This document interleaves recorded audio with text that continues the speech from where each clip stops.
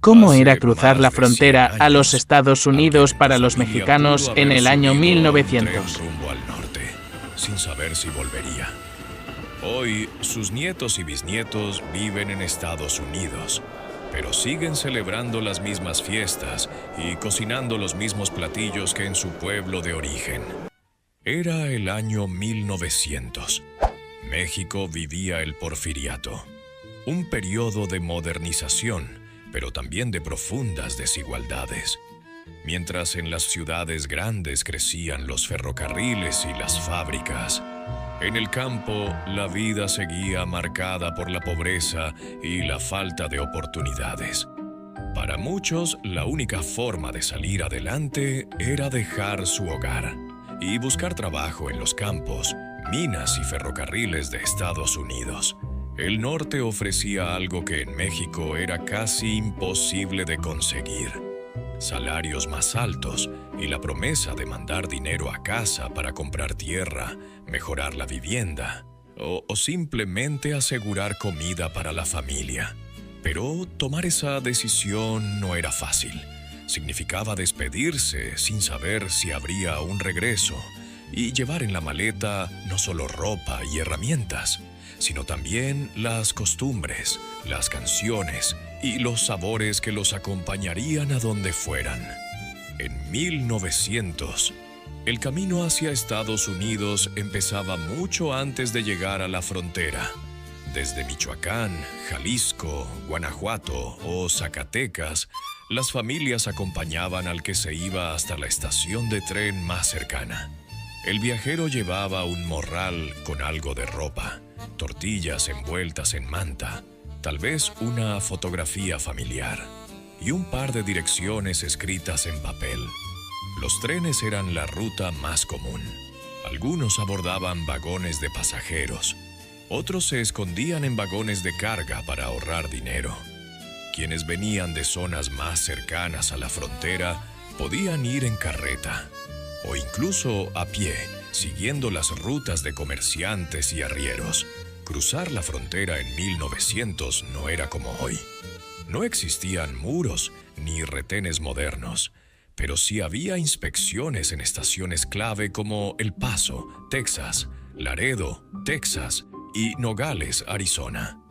Los migrantes debían convencer a las autoridades de que iban a trabajar, y no pocos eran devueltos por enfermedades o por no poder comunicarse. El cruce no estaba libre de peligros. Había asaltantes que esperaban a los migrantes en los caminos, estafadores que prometían trabajo y alojamiento a cambio de dinero, y el riesgo de enfermar durante el trayecto, sin nadie que pudiera atenderlos. Aún así, el flujo no se detenía.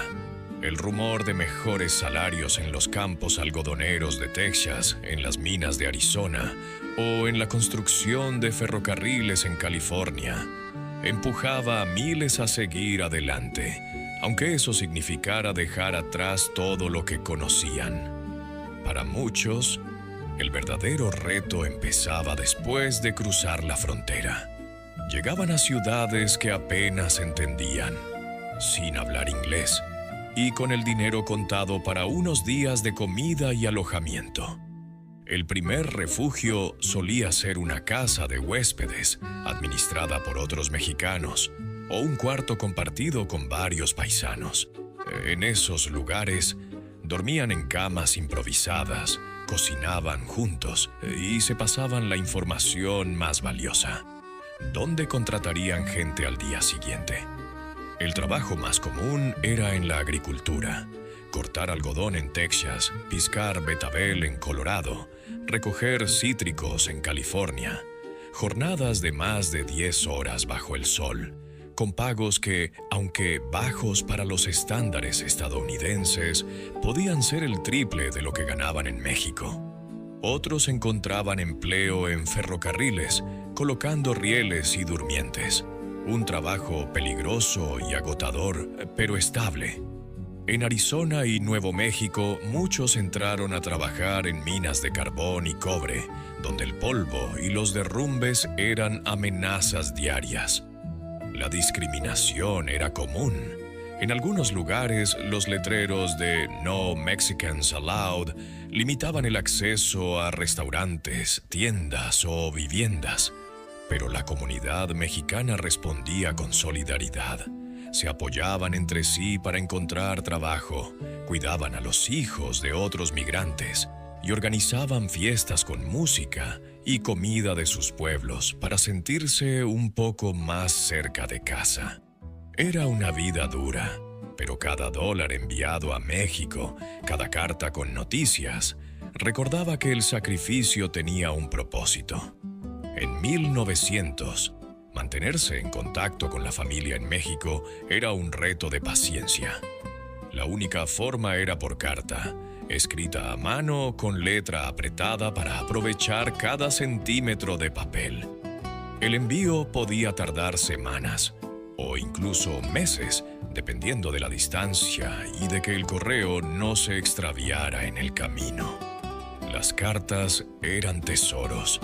En ellas se contaban noticias del trabajo, la salud y se incluían promesas de volver el próximo año que a veces nunca se cumplían. Algunos enviaban fotografías de estudio en blanco y negro, posando con sombrero y traje, aunque en realidad trabajaran con ropa gastada. Era una manera de mostrar que estaban bien y que el sacrificio valía la pena. El dinero viajaba en forma de giros postales o por medio de conocidos que regresaban al pueblo.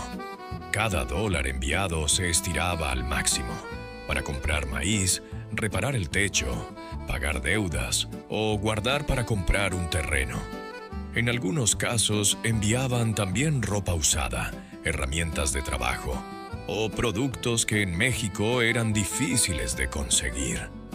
Había familias que se reunían en la casa del receptor del giro para escuchar la carta en voz alta.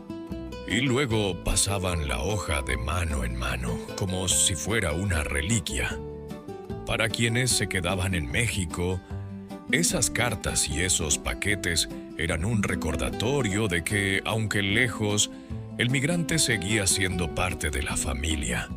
Para muchas familias, la migración a Estados Unidos fue la diferencia entre la pobreza absoluta y la posibilidad de un futuro más estable. Ese dinero servía para reparar la casa, comprar tierras, pagar la educación de los hijos o asegurar que hubiera comida durante todo el año. En algunos pueblos, las casas más grandes y bien construidas tenían algo en común. Fueron levantadas con dólares enviados del otro lado. Con el tiempo, muchas de esas familias comenzaron a tener raíces en ambos países. Los hijos nacidos en Estados Unidos crecían entre dos culturas, hablando español en casa y aprendiendo inglés en la escuela. Hoy, más de 100 años después, los nietos y bisnietos de aquellos migrantes siguen conservando tradiciones que cruzaron la frontera junto con sus abuelos. En ciudades como San Antonio, Los Ángeles, El Paso o Albuquerque, todavía se celebran fiestas patronales de pueblos mexicanos, con danzas, música y comida típica. En algunas familias, las recetas se han transmitido intactas. El mole, los tamales, el pan de muerto, preparados igual que en el pueblo de origen. Incluso se mantienen devociones religiosas, como procesiones o altares a santos que en algunos casos ya no se veneran en el México moderno.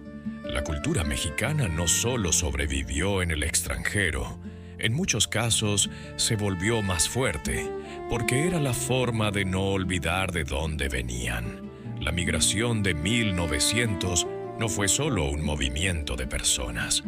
Fue el inicio de una historia que sigue escribiéndose más de un siglo después. Aquel viaje en tren, carreta o a pie, cruzando la frontera con pocas pertenencias, dejó raíces que hoy se extienden por miles de kilómetros.